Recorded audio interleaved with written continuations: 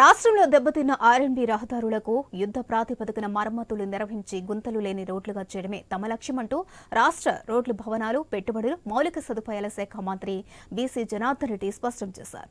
రాష్ట్ర సచివాలయంలో వేద పండితుల వేద ఆశీర్వచనాల మధ్య పూజా కార్యక్రమం అనంతరం ఆయన మంత్రిగా బాధ్యతలు స్వీకరించారు. ఇక 2014-19లో ఆర్ఎండ్బి శాఖలో బడ్జెట్లో 14,970 కోట్లు కేటాయిస్తే ఇక 12,064 కోట్లు అనగా 80% ఖర్చు చేసి రోడ్లను బాగు చేయడం జరిగిందన్నారు.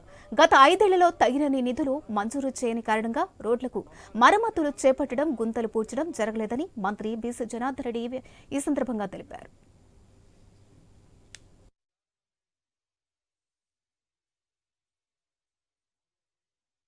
రహదారు భవనాల శాఖ అదేవిధంగా పోర్ట్స్ అండ్ ఎయిర్పోర్ట్స్ అన్నిటికీ కూడా సంబంధించినటువంటి శాఖలకు కూడా ఈరోజు ఛార్జ్ తీసుకుని ఇక్కడ ఆఫీసులో ఛార్జ్ తీసుకోవడం జరిగింది. గౌరవ ముఖ్యమంత్రి శ్రీ నారా చంద్రబాబు నాయుడు గారి బాధ్యతతో నాకు ఒక బాధ్యతను ఒప్పజెప్పారు. గౌరవనీయులైనటువంటి ముఖ్యమంత్రి గారి బాధ్యతలు చెప్పినాడో అవన్నీ కూడా సక్రమంగా చేసి ఈరోజు ఈ యొక్క ప్రతి కార్యక్రమాన్ని దిగ్విజయం చేస్తానని ప్రమాణం చేస్తా ఉన్నాను. మా తెలుగుదేశం ప్రభుత్వం హయాంలో 2014 నుంచి 19లో రహదారులు మరియు భవనాల శాఖకు 14,900 కోట్ల రూపాయల బడ్జెట్ కేటాయించడం జరిగింది. 2014 నుంచి 19 వరకు మేము చేసినటువంటి ఖర్చు అది. గడిచిన వైసీపీ ప్రభుత్వంలో అంటే 2019 నుంచి 24 వరకు ఈ యొక్క ఆర్ఎండ్బి శాఖకు 19,428 కోట్ల రూపాయలు బడ్జెట్ కేటాయించారు.